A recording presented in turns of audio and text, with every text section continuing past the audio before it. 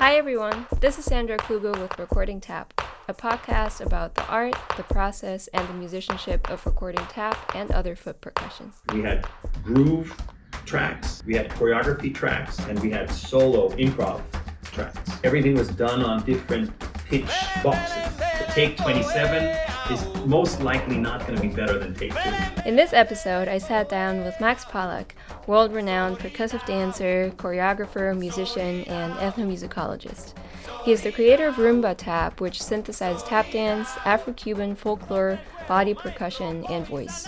The list of musicians he's worked with is endless, among them Los Muñequitos de Matanzas, Chucho Valdés, Ray Brown, Paquito de Rivera, Ciro Baptista, Grupo Los Santos, and many more. He has received multiple awards for his unique contributions and was seen on the stamps of the U.S. Postal Service's tap dance collection. His album Rumbatap, which was released in 2015, is a great celebration of the vibrant folkloric traditions of tap and rumba. In this conversation, we will talk about the process of making his album, recording techniques, and more. Thank you, Max Pollak, for taking the time to talk with me about recording tap. Sure. Topic that I find very interesting, and I know you do as well. Yep. Max has recorded and released his own album, Rumbatap, in 2015, and also recorded with a bunch of other artists. So yeah, I'm curious to hear, first of all, maybe about Rumbatap, how it all started for you, because I think that's an important thing to know before we get into recording. Sure, yeah. Well, Rumbatap came about as part of my studies at the New School. I was studying at the New School from 1993 to 1995 and got a jazz music performance degree on the drums. And alongside, I also studied classical theory, harmony, and composition and arrangement a little bit. And I made a lot of friends there because there were a lot of great musicians in that program. And that really helped me get along in the music scene, and that helped me later on a lot. And also, just the knowledge and the practice of being a musician, is what I learned. Like how to practice, what to practice, where to go to play and to practice playing, jam sessions, that is a thing that I do now a lot. I host jam sessions. I enjoy hosting jam sessions. I think it's part of the lifeblood of any living form of music or expression, and folklore, which I think tap dance is part of. It's African American folklore, just like Afro-Cuban rumba is also a folklore that's very similar in many ways. And as I was studying jazz at the New School, I was mostly focused on straight ahead jazz at first. And then some of my colleagues told me that there was a new class that was just beginning of Afro-Cuban ensemble, it was called. And that was conducted by Bobby Sanabria, who played drum set in the Tito Puente band at that time. And who was an encyclopedic brain. He knows everything there is to know about Afro-Cuban Caribbean culture and history and music.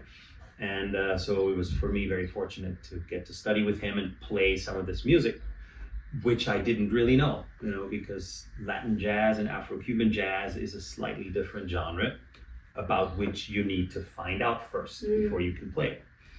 And that's where I learned about the clave and how all these layered rhythms relate to each other and how they all hold together through this rhythmic key called the clave. And it was really fascinating to me. And I also learned about the Afro-Cuban folklore upon seeing or watching folklore performances by Los Muñequitos de Matanzas and other groups like Afro-Cuba de Matanzas and Yoruba and Dabo. When they came to New York or watching their videos, I found that kind of dancing and movement really fascinating. And of course, also the music and the layered rhythms, the polyrhythmic, amazing quality of this music fascinated me. So I started studying it and I wanted to transfer some of these rhythms to tap and eventually to body percussion. So that's how all that began. And then I started going to jam sessions a lot in the early 90s, tap jams like La Cave and Diana's. La Cave was run by Jimmy Slide usually, alongside Buster Brown, Lon Chaney, and Chuck Green were usually there dancing and hosting. And then Jimmy Slide would then ask one of us, the young lions, as they used to say, to host when he couldn't make it, because sometimes he couldn't make it from Boston because he always took the train. And sometimes in the winter, there was snow and he couldn't make it, or he wasn't feeling well or whatever. Yeah. And then he began calling on me or Roxanne or Tamango to host the jam. And so that's how we learned to host. And we learned how to deal with a band that doesn't have a drum set. At Diana's, there was just piano, guitar, and bass. So you had to have very solid time feel to be able to deliver. Yeah. Who was hosting Diana's? Diana's, that was started by Tamango, Mankizel. Yeah. And then he brought me in and Roxanne because we were all busy. So whenever he had to leave, then I would take over, and then Roxanne would take over, and we would just share the hosting duties. But those were sort of like the formative years where I learned what a jam session is, what it feels like when it's really good and really happening, and what to do to make it happening, and how to maneuver having many people who want to perform and all these details, how to lead a band, how to handle musicians, how to handle musicians you don't know, learning material, learning standards, jazz standards, swing standards, bebop standards, Latin standards. And then in the Afro-Cuban department, I would start going to jam sessions for that also. And there was a jam session at the Puerto Rican cafe that's called, still around, the New Yorican Poets Cafe. Oh yeah. The New Yorican is a really important spot for literature and art and dance and everything, theater, music. And they had a regular Latin jazz jam session on Thursdays. So while Diana's and all that was still going on, I would start going to the Latin jazz jam also. And I was the only tap dancer who showed up there, because that was not common, and the tap dancers, first of all, most of them didn't even know that jam session was happening. And then if they did, they wouldn't dare put their shoes on because they didn't know the rhythmic language, But as I was studying and I got a little bit more literate in the vocabulary, I would dance there, and that was really great because they were very inviting and they were very supportive of what I was doing, because nobody else had ever really tried that. Yeah. And in that context, one day the Muñequitos walked in without me knowing that they were there. Just a few of them, not the whole group, but mostly the dancers. And the lead dancer, Barbaro Ramos, he came in and he saw me dance, doing a mixture of rumba moves and orisha dance and Afro-Cuban rhythms that I was practicing or that I was expressing with my feet and my hands. And he had never seen anybody do that. And so he came up to me after my performance and he said, "Where did you learn how to do that? Who's your teacher?" And I said, "Well, this stuff I came up with myself. I developed this technique." And he said, "Oh, okay, well, can you please teach me how you do that?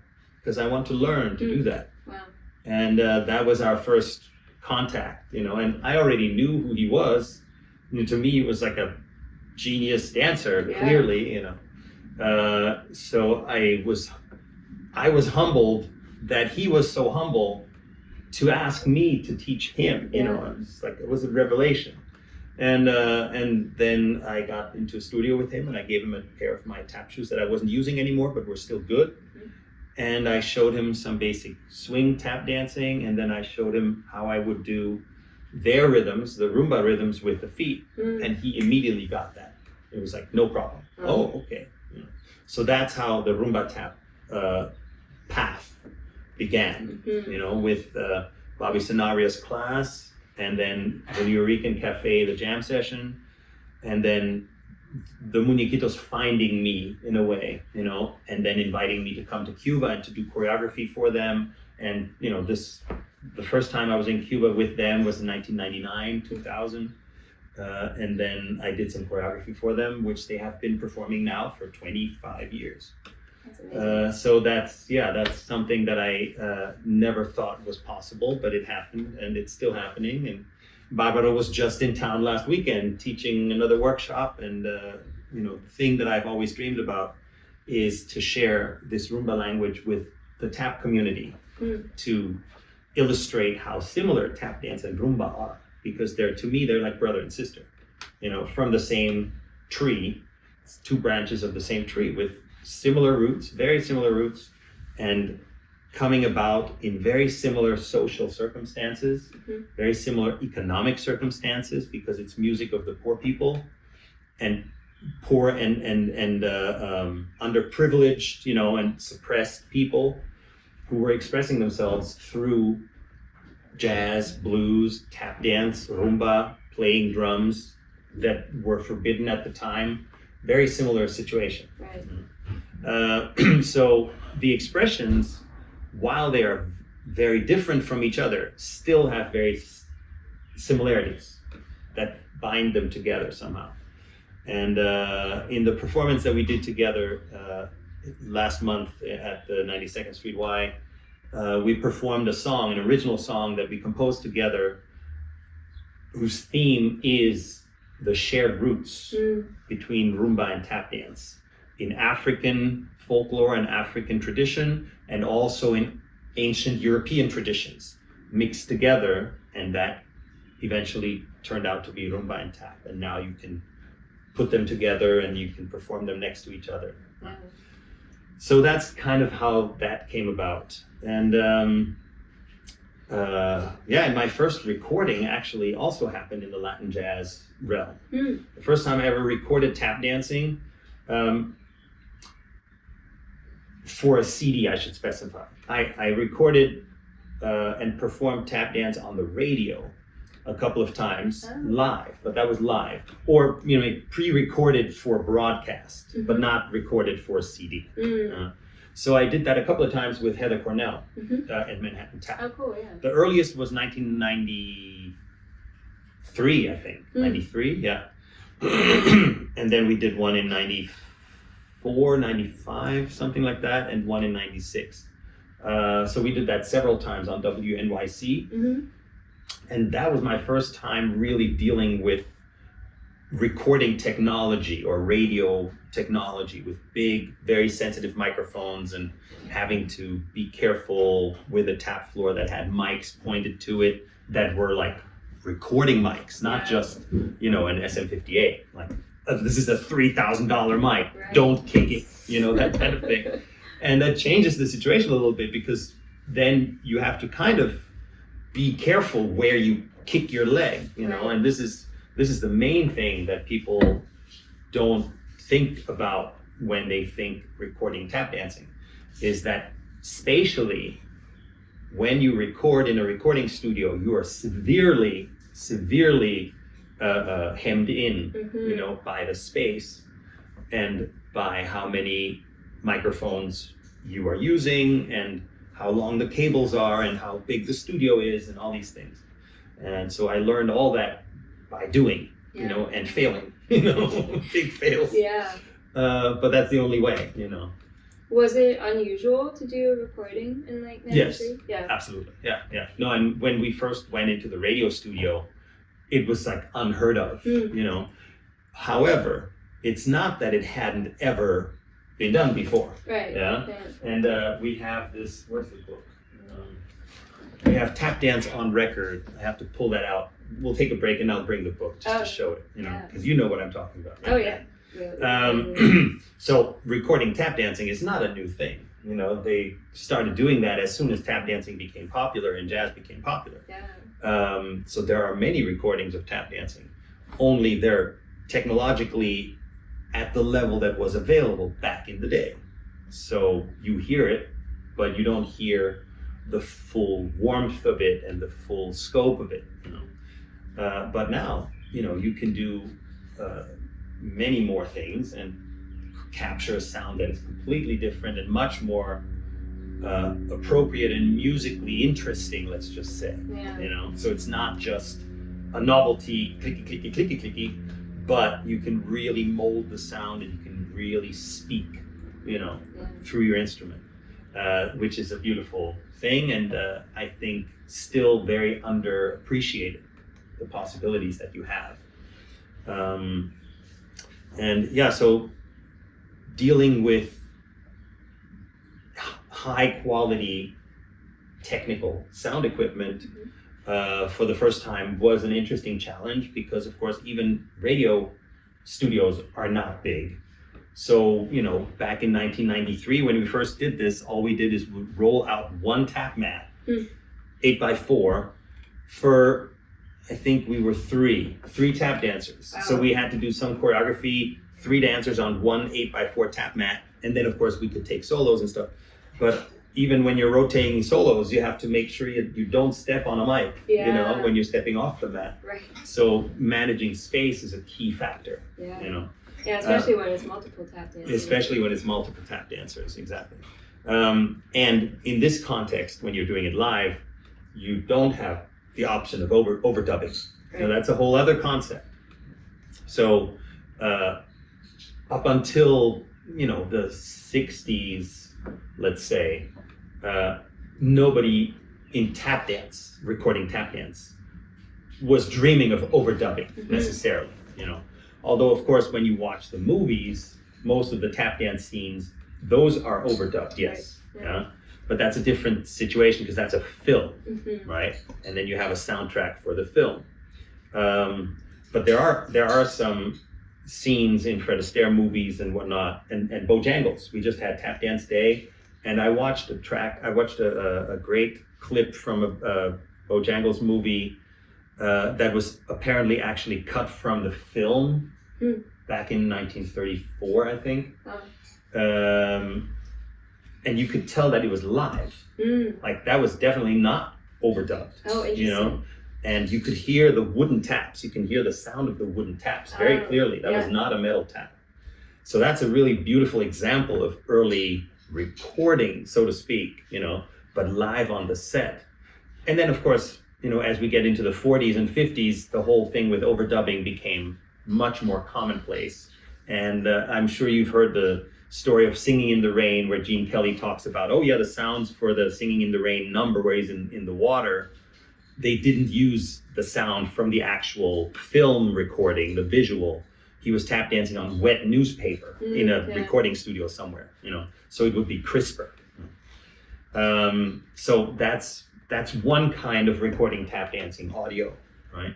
But then when you're looking at recording audio, strictly for audio, for like a CD or a record, then we're getting into a slightly different area, because now you're kind of devoid of the visual impact, and that's what makes it so tricky.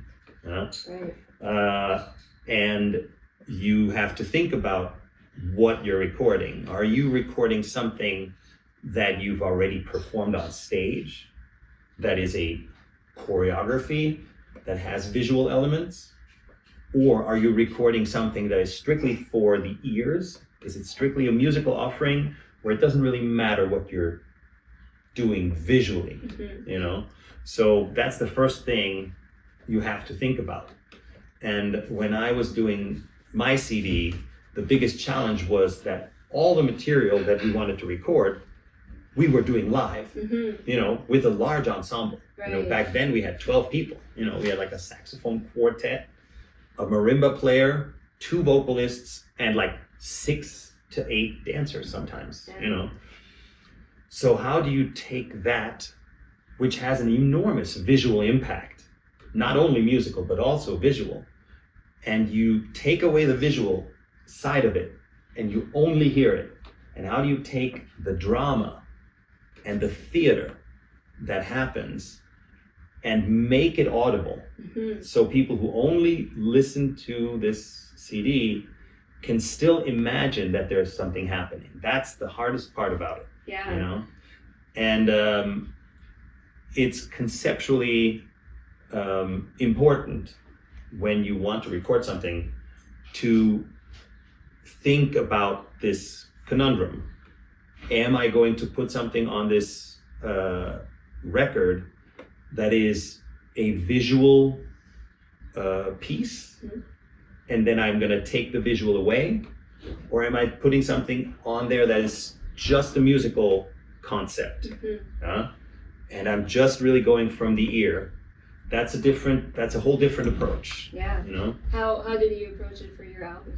Well, I had to make some changes because a lot of the things that we performed when we were doing them live, we would have visual cues. So the musicians would watch for certain movements to switch to the next section, or they'd look at me and I'd give them a cue as a music director kind of conducting, and that would work, you know. But then when we're going into the studio, the first thing that we decided to do is we're not going to perform this live and just record it as we're doing it, because you cannot do that with a group that's 12 people. That's basically impossible. I mean, you could, but then if anything goes wrong in any way, that's it. You can't redo it, because there's so many moving parts and there's so many instruments bleeding into the microphones of the other instruments, you know, when you're doing something live. The advantage of live recording, of course, is that it has the spirit of the live recording, so it has a lot of energy, but it can never be as precise as you'd probably want it to be in order to really get across the complexity of the music. So there's always an argument for either one. But in general, when you're going into a recording studio, you have to be ready for separation. Most of the time, you're going to end up playing in different spaces. You'll have, you know, the bass player in one room, the tap dancer in a second room, and the piano player, guitar player in the third room, and the vocalist in another room. And everybody's going to maybe playing at the same time, but not really together. You know, you'd be separated by closed doors. And that is weird when you've never done it before. It's really strange. When you're only connected, missing that active interaction where you can look somebody in the eye, you know, and not with two pieces of glass in between and like 30 yards or whatever separating you. That's a big adjustment. That's a big adjustment. So, you know, you have to get used to that. That takes a little while. I also would imagine that for something like Rumba, where that element of interaction and just not just the musical expression, but also the movement and the theatrical aspect is so huge. I'm sure that was kind of a challenge. For sure, but once you've done it and you practice that process, then the process gets easier, like anything. You know, when we were recording this new rumba song that we just came up with, basically that was also recorded in layers. Eunice Cleves played clave first. He just put down a clave track at two different tempos, one slower and one faster, and then he did the qua, the only that with the clave. So he had a track of clave and a track of qua for several minutes each at this tempo and then at this tempo, and then he sang. So clave, kata, and then vocals, you know. So then you have basically, it's like a click track, but a very organic click track, you know. And then the singing is really the most important thing, because everything else shapes itself around the singing. And then the drums also, one by one, you know, but you really have to know what you're doing if you're doing that, because there's very intricate, very complex dialogue going on between the low drum and the middle drum and the high drum in rumba. So that's some real artwork, you know, to watch that happen. And this is also how you recorded your album? Well, kind of. On my album, we didn't really have so many layers of congas. We have congas on a few tracks, but basically what we were dealing with was body percussion grooves or tap grooves, as a rhythmic foundation instead of drum set, because on my recording there isn't really even a percussionist. Right. Only on guest tracks. Yeah. Like I have Pedrito Martinez as a guest, and I have Bobby Sanabria as a guest. But they only play on a few tracks. Mm-hmm. Most of the other stuff is just body percussion and tap. No drum set, no congas, no nothing. And then the saxophones and the vibraphone or marimba, and then the vocals. Mm-hmm. So for the CD, we recorded everything separately. Mm. We started also with a clavi track, like a click track, and then then we did the instrumentals, the saxophones usually. Yeah. We did track a couple of things where we had the vibraphone and the saxes play at the same time, Mm-hmm. like live, but in separated rooms. Mm-hmm. And then we would layer the tap tracks, the tap grooves over that. And then once that was done, we would do solos or choreography. Mm-hmm. So there's, we had groove tracks, we had choreography tracks, and we had solo improv tracks. Everything was done on different pitch boxes. Mm-hmm. Some of the grooves were on very, very big boxes that had a really low bass. And then the choreography was usually done on smaller boxes that had a slightly higher pitch, sometimes on two different pitches. So you hear interaction between one pitch and the other pitch, like in the rumba, like in the congas. And then the solos, improvisations were done on the highest pitch boxes. It was a lot of work. We built a lot of boxes and we tried them out, how they would sound like this, and like letting them sit on top of neoprene legs or cubes, so they were floating or straight on the ground, and all this different stuff, and where to put the microphone. It was a lot of trial and error. It's a lot of work. That's an interesting approach, though. I like that, because it sounds similar to having the differently tuned drums in rumba. Yeah, no, and that was always my big point. I wanted to have the different tonalities and the different pitches present. Yeah. Even though, of course, with wooden boxes that you tap dance on, that pitch difference is not as clear as it is with a conga drum that's well tuned, but you can still hear it, And specifically when we have stuff where you clearly hear, okay, this is a groove track, this is like the drums here, but it's just tap and body percussion. And then you have a solo track and you hear that the solo track is a different box very clearly, And in the mixing process, I made sure that we really have a very different energy, for the soloing, so it would stick out. And and we used bare feet on some tracks. We used clogs and sneakers on some tracks. So that has a specific sound that's different from tap shoes.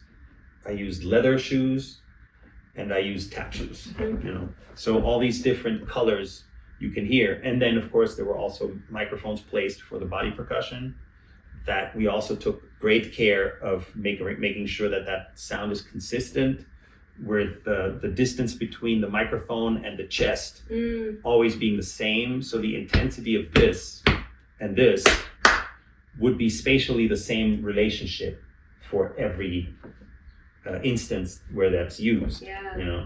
Because if you record it with a different distance, you have a different signal. Right. So all these things matter. Yeah, it's so many little tiny details. Yeah, How did you figure all that out? Did you go into the studio and work with the engineer?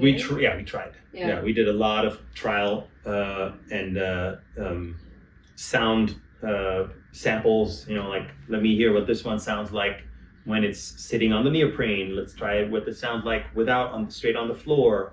Like barefoot with the leather shoes. Let's hear this one, and now go to this box. And it took a lot of time. It was very time intensive. But I'm glad to report that I'm very happy with the CD. It sounds good, and especially if you have a really good system, of course you can hear much more of of the variety of timbres and pitches, you know, And that are there. differences. Yeah. How many days did it take from first experiment to having the last track recorded? Well, we started recording in 2009 and the CD came out in 2016. Wow, yeah. I'm just going to leave it at that. Yeah. But it was a lot because we also recorded basically all of the material that we were performing at the time. Yeah. So that was basically two full shows. Wow. One more traditional Afro-Cuban folkloric stuff and original stuff by me, and then one that was all sort of more experimental, all original music by me that incorporated also Finnish folkloric music and Afro-Cuban things, but mixed together with you know, stuff that I wrote and some free improvisations and things. Yeah. So we recorded a lot of music, and just the process was very painstaking and level by level and overdub and you know, let's do the saxophones first and then the marimba and the vocals were the last thing we recorded. Mm-hmm. The vocal harmonies were the last thing. So it can be piecemeal, you know, a little bit like making a mosaic, but it's satisfying, you know, and it's exciting. Yeah. Because you do know what the end product's supposed to sound like, but then when you hear it, it's a very emotional experience, Yeah. right? When all of a sudden everything is together. Yeah. You know? Most definitely. Yeah. Yeah, I'm kind of curious to learn a little more about the general technical side of Mhm. it. Like, what kinds of mics did they use? Mhm. Were there any specific considerations or things that the engineers were Absolutely. sharing about tap dance Absolutely. specifically? Yeah. No, the most important thing that I also talk about when people ask me about how to use microphones for tap dancing is basically the concept that you use for miking a drum set, Mhm. whether you're doing it live or recording it. The lowest instrument should get a microphone that is most suited for lowest frequencies, like a bass drum mic. So you can put that next to your tap floor, and I will not record unless I have a box or a platform, a tap platform that has air underneath it. Mhm. Because if you don't have air underneath your floor, the sound's going to be crap. You have to have air resonating. So the more air you have under your floor, the bigger the sound wave is going to be, and not necessarily the bigger the microphone has to be, but the more capable the microphone has to be of really recording low sound well. Mhm. You know. So for that purpose, big ribbon mics are the best. Mm. And for that kind of purpose, the old radio mics like RKO mics and stuff like that, they literally are like this big. They're almost as big as a football, some Wow. of these things. Yeah. And those are so good. I don't want to say they're rare. They're kind of rare and they're expensive because some of them are really old. But they record low sound better than anything you can find. Mm. And then you have to be aware that if you have a big box, with a lot of air, it will probably create a long wave. Like literally, you have to imagine the wave. A bass wave has the amplitude is not necessarily so high unless you hit it really hard, but the wave is long because the frequency is low because the vibration is like this and not like this. Right. You know? So you have to put the microphone a little bit away from the floor, and there should be an opening in the box. Mm. That's important, like the resonance hole in a guitar or in violins, the F holes, so the air can come out. And then you have to move the microphones back from the platform so the wave can unfold. You have to give the wave a little space. Interesting. Then it'll sound better and it'll sound warmer. Hmm. If you're too close, you get the signal is too intense. It's too much in your face, and it won't sound as good. So a little distance is actually better. Interesting. So there's let's say bass drum mic, that should be outside the sound hole, And then there's a snare drum mic. That should be a condenser mic. That can be something that's used for percussion or snare drum or hi-hat. That can be pointed at the top of the platform, so you get the articulation of the tap and the attack and the crispness of the sound, and so you get the wooden sound when you're scraping or sanding or whatever your textural stuff you want to do, and then you can blend that sound, let's say the snare sound, with the bass drum sound.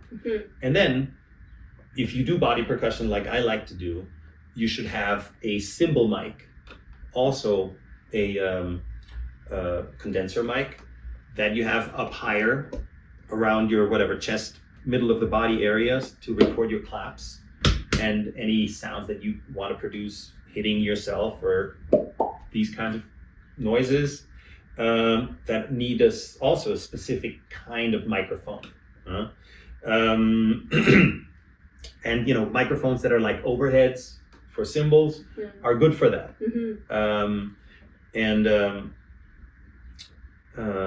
And then one thing that I always recommend is you have to have a room mic in the back of the room. And it's good to record in a large room if you have one, but it doesn't have to be a large room in order for you to get a decent room sound.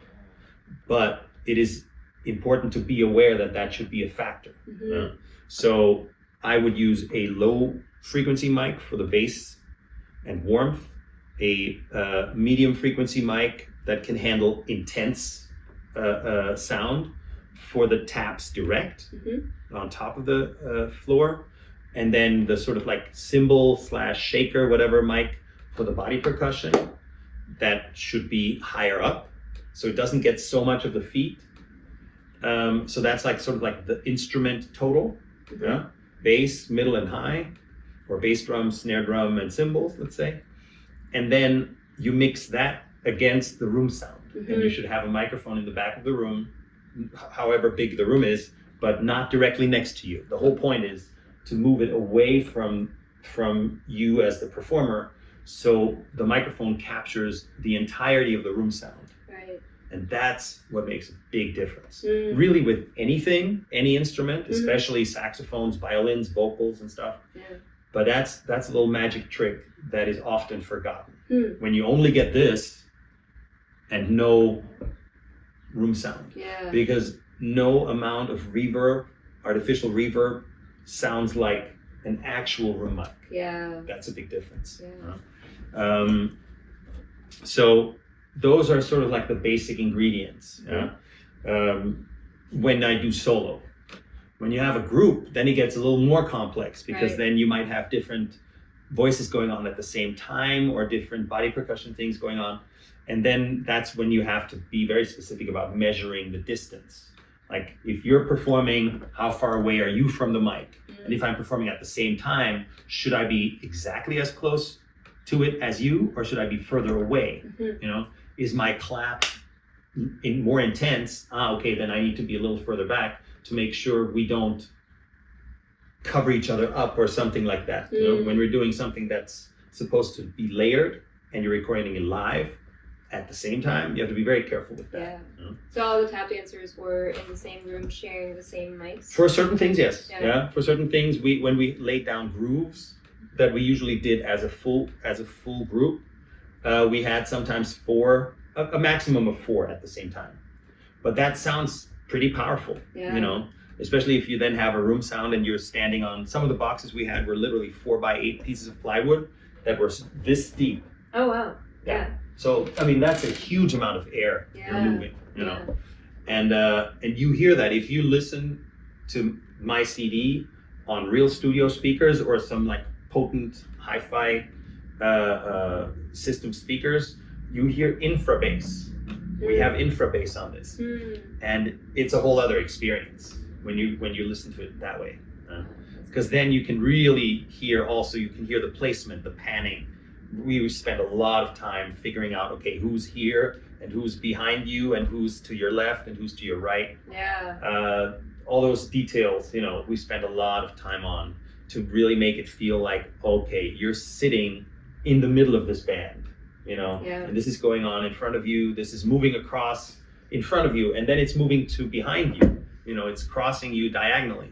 Stuff like that is happening, but in order to hear that, you usually need the right kind of equipment, just like your AirPods are not quite going to cover that. Yeah. A little bit, but you know, for the full experience, you do need good equipment. Yeah, totally. Yeah, I mean, even in the speakers that I listen to, I feel like you can still tell that there's a lot going on in the 3D space, and it feels very as if you're actually in the room with you guys recording. Like, it doesn't sound like overproduced.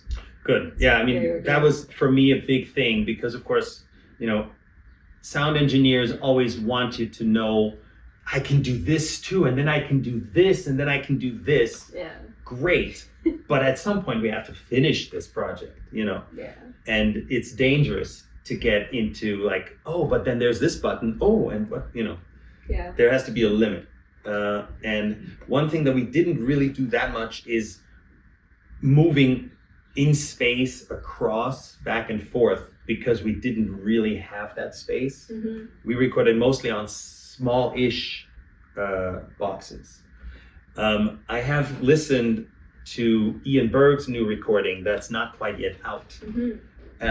Well, he has released one that is mostly standards, but now the new one, which is all his original music, is also really fascinating.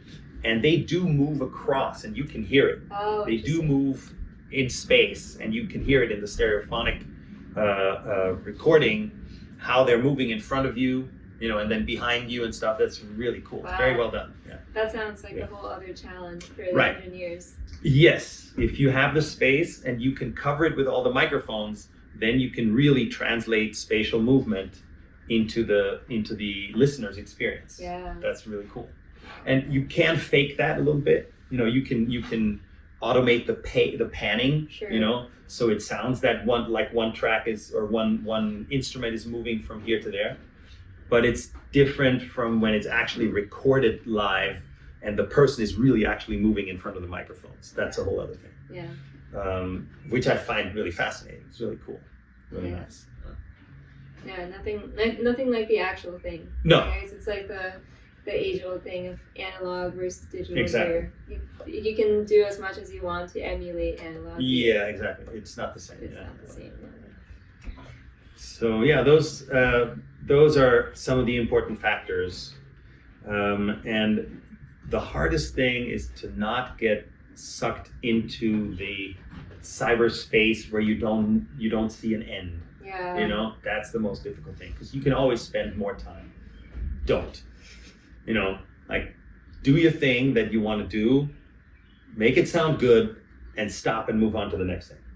Like, don't over obsess. That's dangerous, because also it costs money, you know, and people have no idea when they get into it until all of a sudden they have to write the checks. And oh my God. Yeah. Oh, yeah. So time is money. Keep that in mind.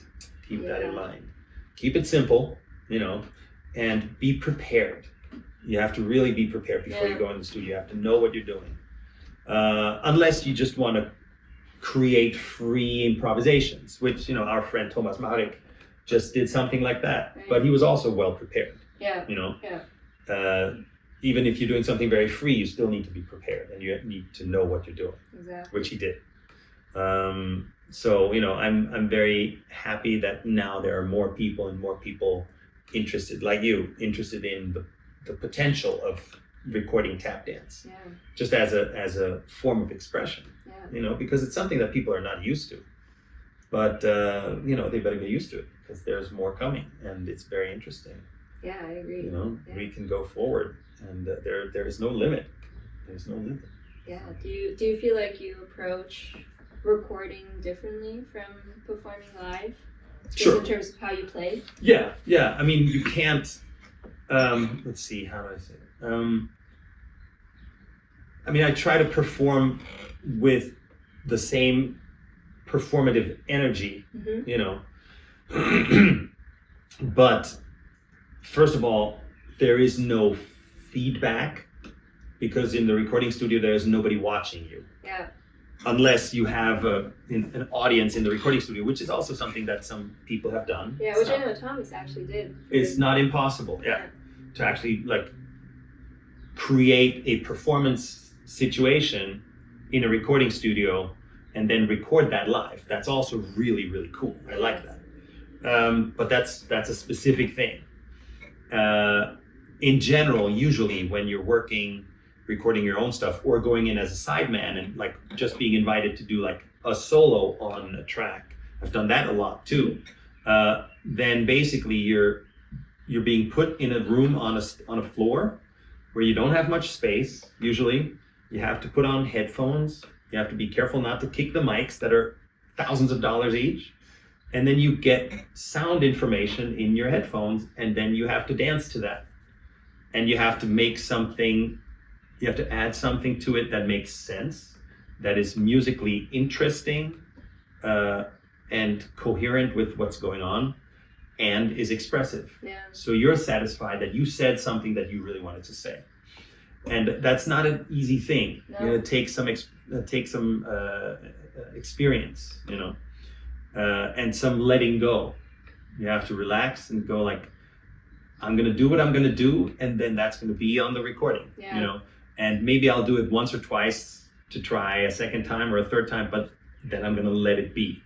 Because especially after track 3 or after take 3, it's not gonna get better. Yeah, take 27 is most likely not going to be better than take 2. Yeah. That's something that you learn after bleeding, But what about that one note that's better in track 27? Yeah. And now you can just take that from take 27, take that note and put it in take 1 and you're good. Yeah. I mean, the technology is now so incredibly advanced.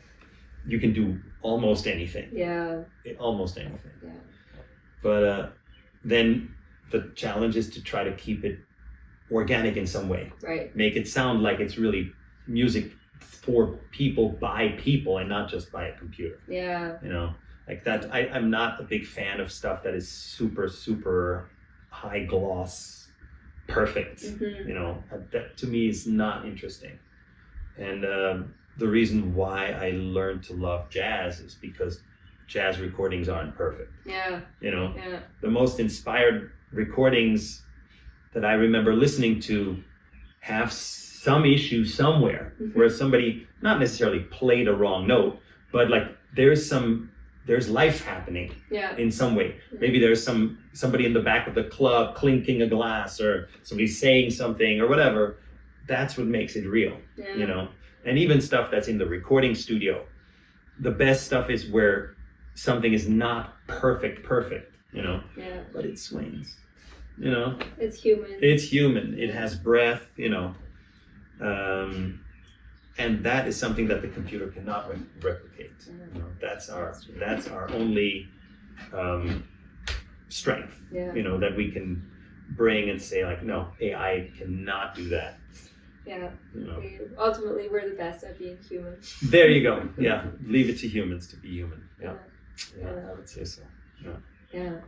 It's definitely interesting. Yeah. Why did you start recording? Why did I start recording? I think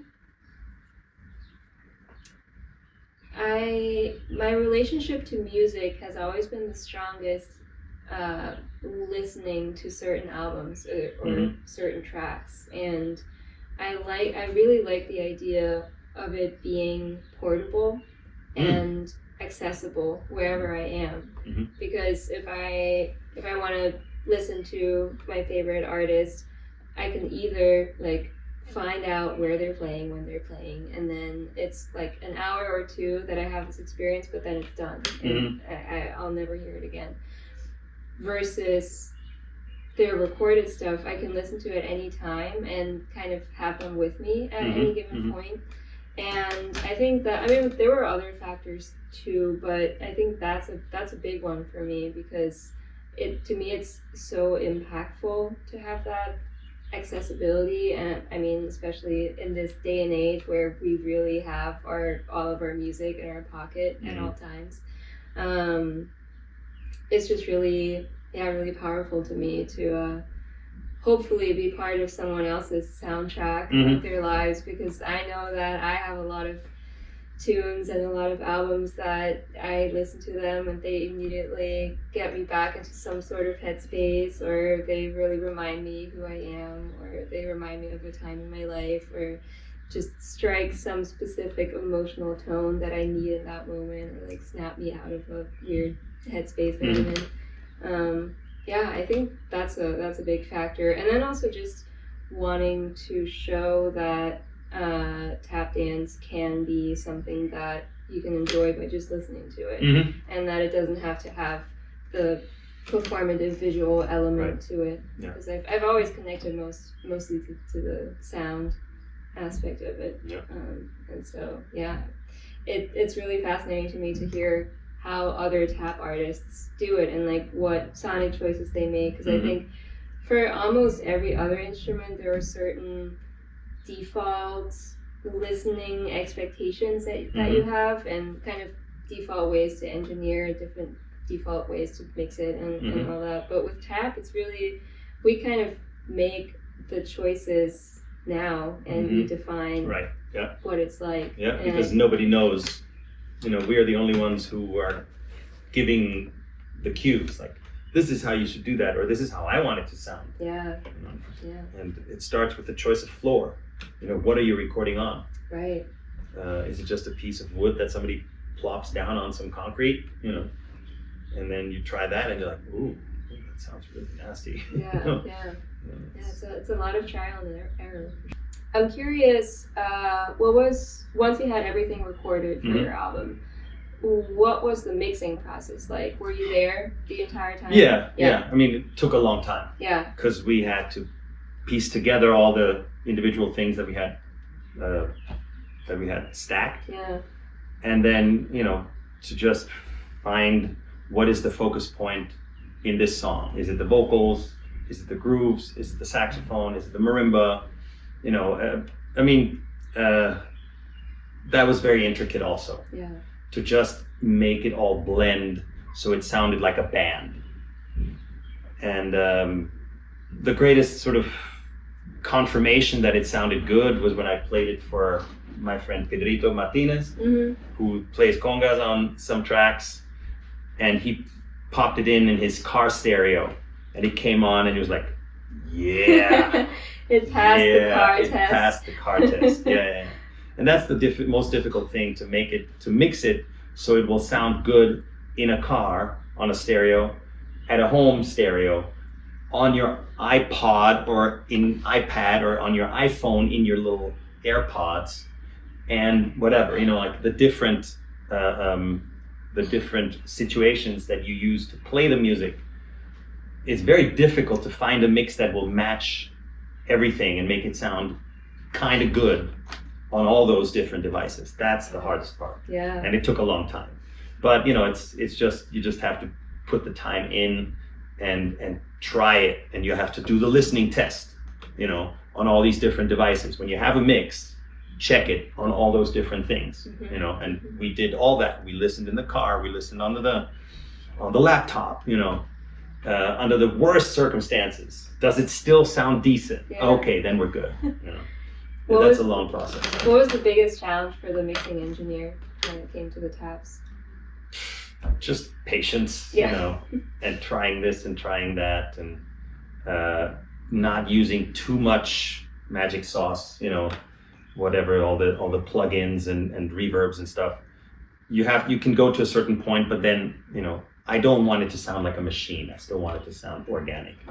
And once that is understood, then you have kind of like a clear direction. But it takes a while. But it's worth it. It's definitely worth it. Takes all listening to the same two bars over and over. Oh God, again. Oh man, yes, exactly. Until you can't hear anything anymore. It's just like But it's worth it, because then when people hear it and they go, wow, it's a nice addition, extending the art form forward. Absolutely. Yeah. One last question. What would you tell somebody who's a tap dancer and who wants to get into recording? What should be the first thing to think of? Choose your floor. Yeah. I think that's the most important thing. You have to have a good sound, and then you can ask the sound engineer to make that sound exactly like it sounds to you this way. Mm-hmm. Even if you don't know anything about technology, if you know your sound, then the engineer can help you capture that. I think that's probably the easiest way to put it in a short sentence. Yeah. Have your sound ready. Know your sound, what you want, and then just go forward. Making sure that the first part of the chain is solid. Exactly. Yeah. Exactly. Yeah. You have to know what you want to sound like. That's the most important thing. Yeah. I think that's good advice, not just for recording, but in general. In general, yeah. Absolutely. Cool. Absolutely. Well, thank you so much, Max. Thank you, Sandra. It was a great pleasure that was fun. to hear about your process, and we could go on for of longer course. and longer. Yeah, awesome. Thank you. Thank you. Thanks. Bye-bye.